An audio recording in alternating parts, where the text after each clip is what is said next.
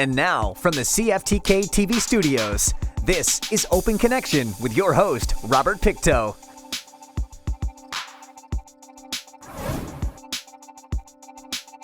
Welcome to Open Connection. I'm your host, Robert Pictou. Karate evolved in East Asia over a period of centuries, becoming systemized in Okinawa in the 17th century. It was imported in Japan in the 1920s. Several schools and systems developed, each favoring somewhat different techniques and training methods. On today's Open Connection, we open our archives to bring you this story from 1992. Karate only came to North America in the mid-50s, but it has a very long history, stretching back to the 6th century when a monk traveled from India to China, where the roots of what is now known as karate developed. Karate started a few thousand years ago, or at least a couple thousand years ago, just as a means for the peasantry and the farmers to defend themselves against people who were trying to lord it over them, basically. The peasantry weren't allowed weapons of any sort, so they developed a way to use their own hands and feet to protect themselves and their families. And after they no longer needed it for fighting and self-defense, it developed into just an art form and a form of improving oneself, basically, as a sport. The young women practice a style of karate called Chito Ryu. The word Chito means 1,000 years from the Tang dynasty. Chi is 1,000, and the Tang dynasty is the dynasty that was in China. So that's when they're talking about karate coming from China, where especially our style, it originated in China. And the reason we do it, yes, is because my father learned from Sensei David Akutagawa, who we're lucky to have in Kitimat, and then we learned from both Mr. Akutagawa and my father. The three eldest have lived in Delta for several years while attending university and formed a club to carry on and maintain the karate style they've been taught since childhood, first by their father and later by David Akutagawa, formerly of Kitimat, but who now resides and coaches in Terrace. Officially, I guess we're called members of the Delta Chito-Ryu Club, but there are only Kitimat people in the club. Yeah, basically Kitimat people that have gone down to the lower mainland to go to school. So we're all still loyal to Kitimat. Yeah. Yeah, that's right. Well, Kitimat people have always done so well in karate. I guess it's the quality of the training. Mm-hmm. Yes, it is. The instruction, and in Kitimat there's not too many other things to do other than sports or things with people. So when did you all start this? Oh, when we were about 5 or 6 years old. When we could start to walk, I think we learned how to kick and punch. Yeah, it started us tumbling in the basement. Yeah, I remember those. All are carrying heavy course loads at university. How is the time for training fitted into all of that? Time management. Planning ahead and knowing how much time we're committed to karate, and then doing school, studying for exams ahead of time. It was a lot of compromise, I think, too. Like, we couldn't, for instance, this year, Rasmi and I decided not to try out for the Canadian team, because that would mean going to, Lisa's going to France and Spain, and she decided that she was going to commit that time to those tournaments. But we decided not to, because school was really crucial this year. But maybe next year we'll try out for the team again. So I've been thinking of doing my master's, too. In what? In biology. Okay. And Rasmi? I'm in my final year of medical school. It's my 4th year. Oh, and that's an enormous commitment, too. Yeah. Raz is never home anymore. He's always on call. Always at the hospital. We call her Dr. Ling now. Open Connection will be right back after these messages. And now, from the CFTK-TV studios, this is Open Connection with your host, Robert Pictou. Thanks for staying with us. Karate, like other martial art disciplines, stresses mental attitude, rituals of courtesy, and a complex ranking system. There are some overlapping of techniques with other fighting styles. Let us return to the archives as the Ling sisters share what they have planned for the future. I'm in the first year Bachelor of Sciences program at UBC, And from there, I'll narrow down what I'd like to do, but I am interested in medicine. Whenever I go down to Vancouver for tournaments, karate, quite often I flip through Rasmi's medical books. I'm going into my second year of law school at UBC. And it's a 3-year program, so I've just got next year and then the year after, and then I'm done. Rasmi, Tanya, and Lisa compete together as a team, but also against one another in competition.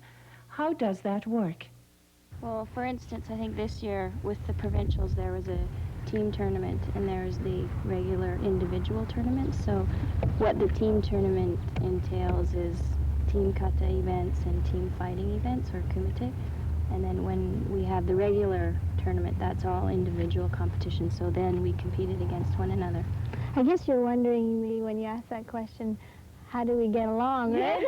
How do we get along? Yes, how do you mean? You're all training, everybody wants to go for the goal. Yeah, So how does it work when you come in second to your sister? we are competitive, but Well, it's inevitable, isn't it? That someone's got to come second and third. That's right. now, first and foremost is being happy with whoever achieves top, being able to be happy for them. So even though we try our hardest and fight hard in the ring, we're able to put that aside and just congratulate one another afterwards.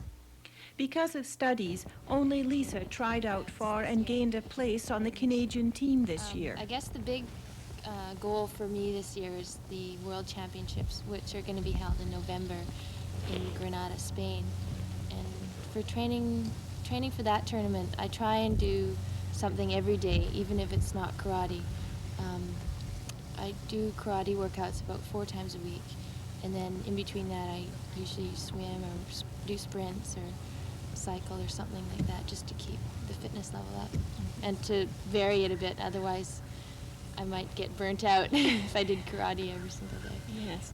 Women have been competing internationally only for the last 10 or 20 years, but now it's commonplace. Enthusiasts also hope that one day karate will be an Olympic sport. That's the dream, but I don't think it'll happen this Olympics or the next Olympics, maybe after that. So you think one of you will, or more than one, will eventually make it to the Olympics? I'll be over the hill by then.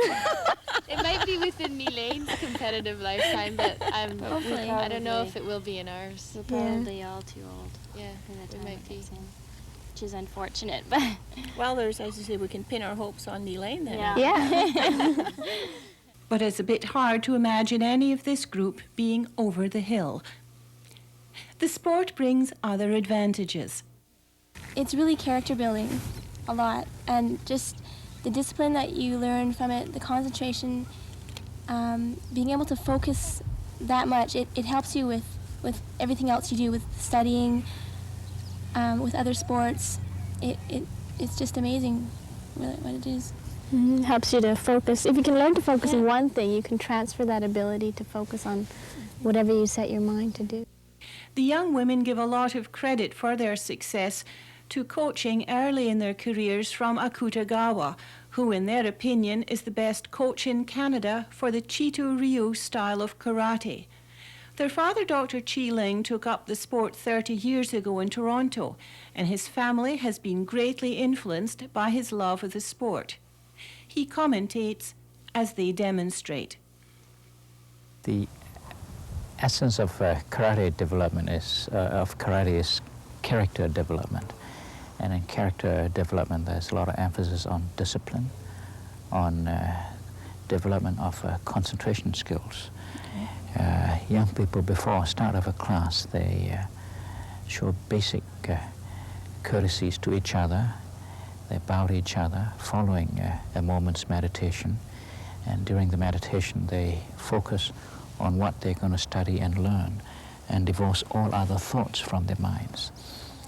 So what they're doing here is some basic exercises. Yeah. The emphasis here is on basic punching, and in karate exercises there's development of upper and lower body muscle functions, right side and left side of the body.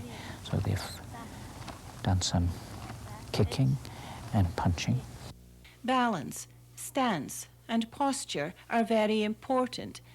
And if the basics are learned well, the advanced techniques are simple. In Team Kata, pre-arranged exercises requiring precise coordination and timing, the three eldest have won top honours in countless provincial and national championships. They've placed 7th in the world and represented Canada in their specialty at the Goodwill Games in 1990. Having now graduated from high school, Ling will move to Delta to train with her sisters and replace Rasimi in Team Kata at the World Cheeto Ryu contest in Australia this coming weekend. This kata's name is called Seisan, and this kata emphasizes basic punching and good stance and good upper body posture.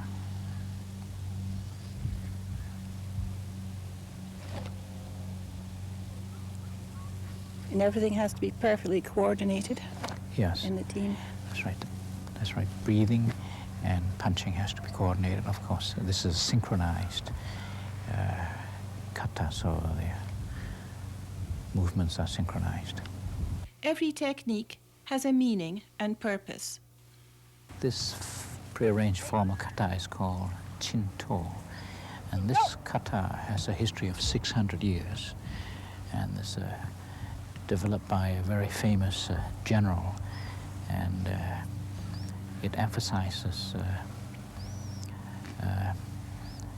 attack and defense and escape techniques that are applicable in the dark and at night, especially towards the end of kata when there's jumping movements. The young women also compete in kumite, or pre-arranged sparring. The aim is always to stop just before touching one's opponent, but sometimes that's not possible, especially in the heat of competition. And the sisters have suffered their share of black eyes and bruises, as well as a couple of fractures over the years.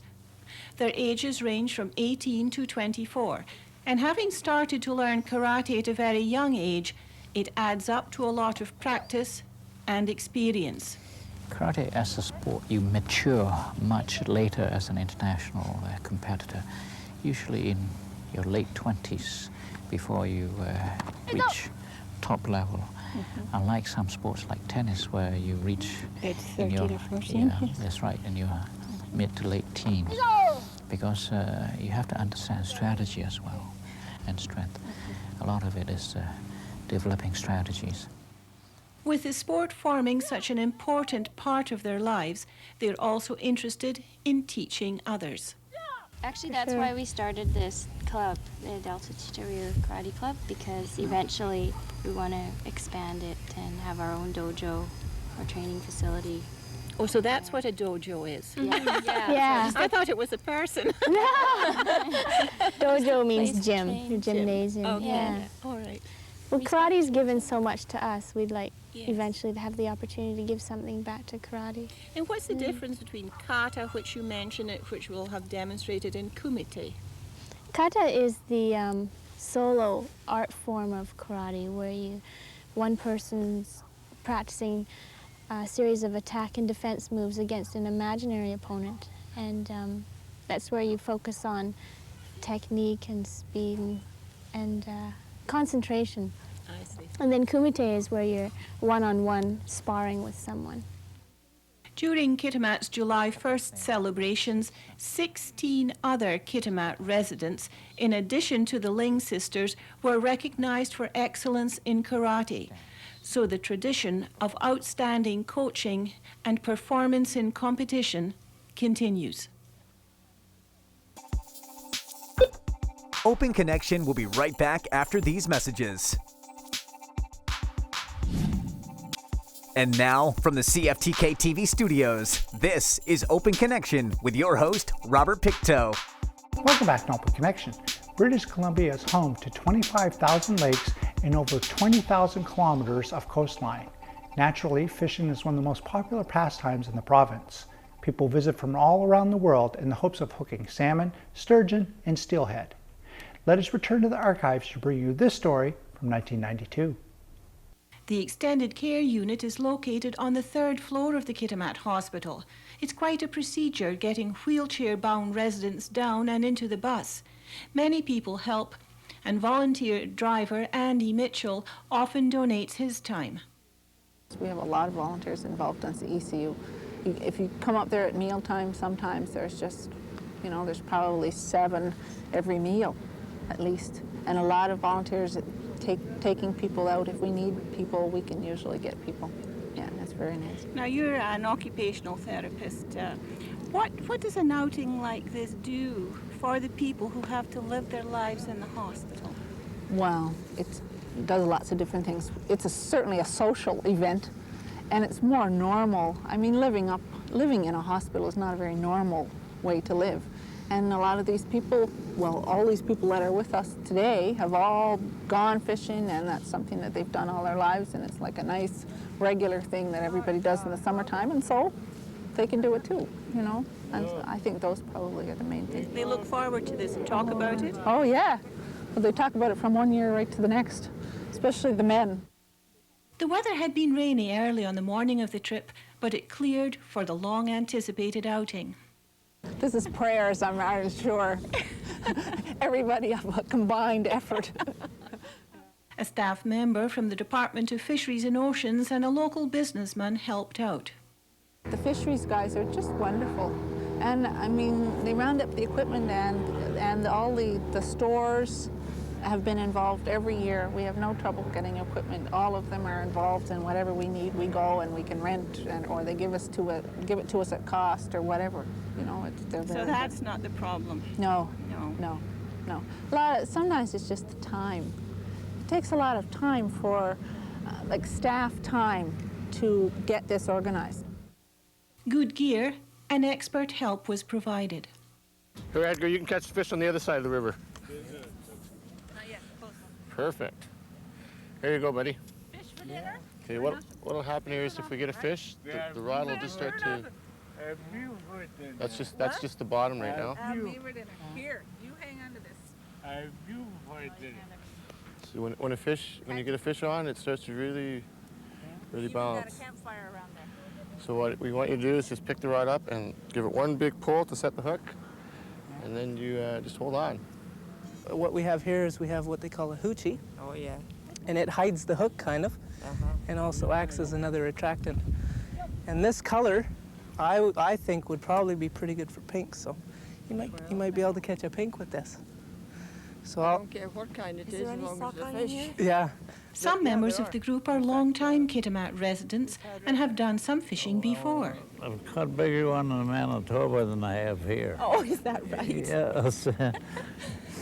Have you had much luck fishing for springs, or did you also fish for the coho? I fished for the coho. I've had a few of them. Yeah. Not too many. And there are memories to be shared of fish caught in other places. They pulled me right in the lake. An 85-year-old remembers fishing off the rocks on the northeast coast of Scotland and catching lots of fish. Used to go out sometimes when we shouldn't go out, because you used to go on the rocks, you know. When the tide was out, then the tide would come back in and we was caught there on the rocks. Oh, so you had to be careful you didn't get cut off by the sea. Yeah, that's right. The tide would come in, and then if we was caught, well, we just had to wait until the tide went out again. The Department of Fisheries has been helping with this project for 3 years now, and the staff enjoy it immensely. And I just get such a thrill out of kids and other, you know, any people that are willing to listen. It really, you can really tell that you're hitting home and you're getting some good stuff down. Well, I know by the look on your face that you've enjoyed it as much as the people down here on the river today. Oh yeah. Now, if we nice. could only catch a fish, there's nothing you can do to call one up, is there? No. No, they haven't made a fish call yet that works. But One fish was landed, however. A kind angler further downstream hooked into a salmon and let one of the group land it. It was a wonderful day on the river. Beauty. Perfect. Open Connection will be right back after these messages. And now, from the CFTK-TV studios, this is Open Connection with your host, Robert Pictou. The fruit tree industry in BC has about 400 commercial growers who farm approximately 15,000 acres of apples, pears, cherries, peaches, nectarines, apricots, and plums. In this final segment of Open Connection, we meet with some of the local growers at the Terrace Farmers Market. It happens every Saturday all summer long in the lot across from Lower Little Park on Davis Avenue. It's alternative shopping, but it's known as Terrace's Farmers Market. It's a little organization all its own with rules and regulations. Yes, you do. You pay $5 a weekend or $55 for the year. You don't really make a lot of money by the time you pay all your utilities and buy your supplies and your labor. Lots of long hours put in. But it's rewarding because of the people coming and telling you if they're pleased with it, and that's the rewarding part, pleasing the public. Just about any excuse will do for those who frequent the market. Because they were wasting in the garden. That was the only reason.